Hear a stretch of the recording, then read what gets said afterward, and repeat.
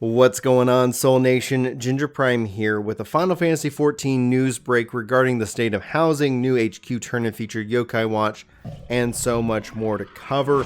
But before we dive in, as always, as we work towards 1,000 subscribers over at Ginger Gaming Radio, if you want some more Final Fantasy news, Square Enix news, podcasts in your lives, be sure to check the top link in the description for the podcast channel. I hope to see you over there. And as well, I like to say thanks to WG Productions for their support by hitting that join button.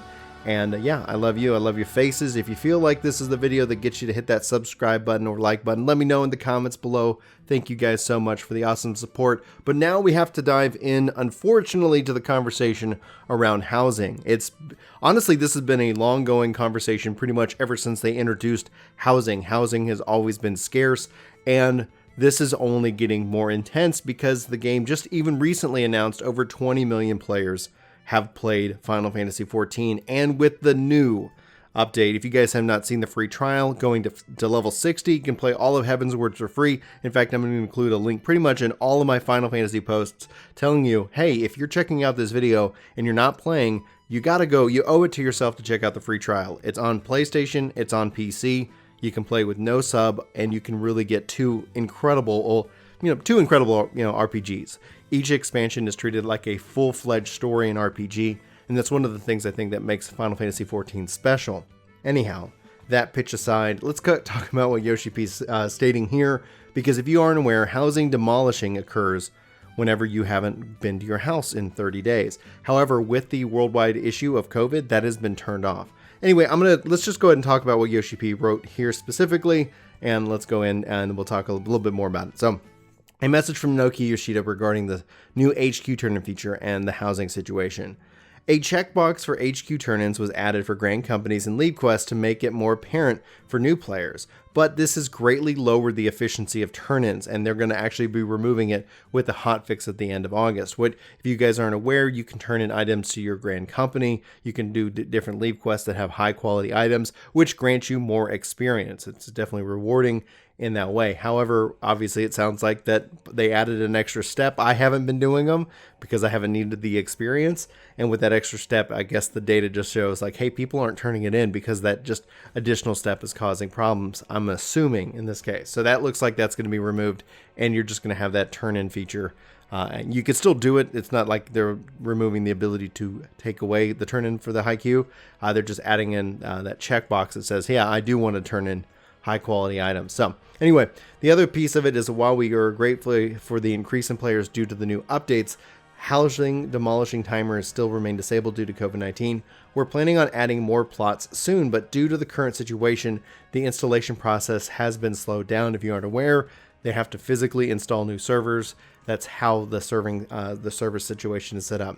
Now, while we cannot proceed with physical installations, we will optimize the server to add as many plots as we can up until patch 5.4. So maybe some more housing is coming soon. We apologize for this inconvenience caused. The full details of the announcement is currently being prepared, so thank you for your patience. So Yoshi-P is going to be posting something maybe later today or early next week. We'll cover it here for you guys.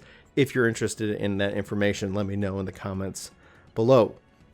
Housing is continually in crisis. It's continually a frustration issue for many players, especially players who are coming in. It's kind of like you had to be here when housing was available. One of the things that we are working on as a community is the rebuilding of Ishgard, and that's a narrative perspective that's supposed to get us Ishgardian housing, which has been a long requested feature, which opens up more plots, which means that more people can play. So I'm guessing that feature was planned maybe for 5.4, maybe for 5.5, depending on when that's supposed to be finished and delivered, and thus hopefully more people can get housing. It is it's weird because it's like we've long wished that it was implemented in a different way, and it's not, and that's just how we have to deal with it now. Anyway, like I did say, there is more news to talk about, so let's go ahead and dive into that at the moment. If you guys have not done Yokai Watch, this is a long-running event that's going to be running up until the release of patch 5.4, but it kicks off on the 19th of August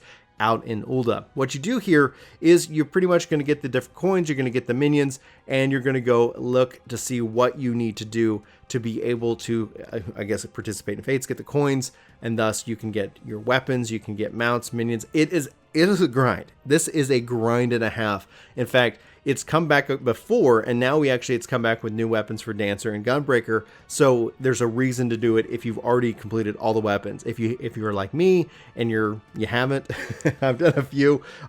There's still plenty to do in this game. So honestly, I'm really glad that this is something that we seem to come back from time to time. It's a lot of fun to collect the minions. It's a lot of fun to collect the weapons, and it gets people out there doing something. And the fact is that it isn't a week-long thing. This is a big thing, but you should make time and plan your course of attack so that you can get this completed. Again, August 19th. If you've never done it, I will have to probably try to put a guide together for you. It's been a while since I revisited it.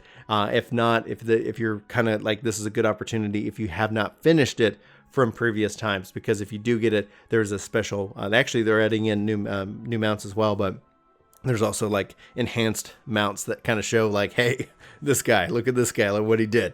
All right, let's go ahead and move on. Last but not least, in our news for Final Fantasy, we've got new optional items for sale. This is basically building off the previous summer's event. Right now in the game, Moonfire Fair is going on. If you have not done it, I highly recommend it. It's a lot of fun. I did that on stream the other day. If you guys aren't aware, we do streaming Monday, Wednesday, Friday, 5:30 in the morning. I know, that's Central Time, pushing for partners, so thanks for everybody who's shown up there currently. But if you've missed previous events, they typically add those items into the player store. These all have shifted into the Square Enix store, and if you aren't aware, Square Enix is moving and merging all their accounts right now. They've got Avengers coming out, there's so much going on, and there's reasons for this. We're going to see that payoff happen over here in the next couple of years when it relates to Final Fantasy 11 to 14.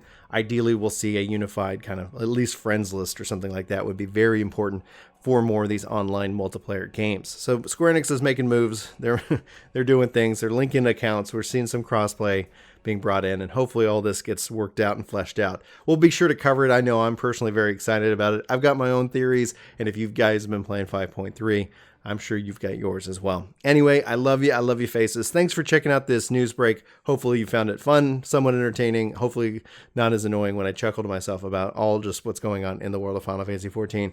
I've got to get back to work. I saw this news, thought I'd share it. Let me know what you think, like I said in the comments, and I will see you hopefully in my next video. But until then, take care.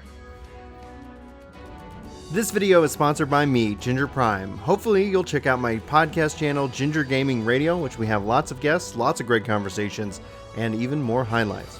Links are in the description below. Let me know what you think. Thanks.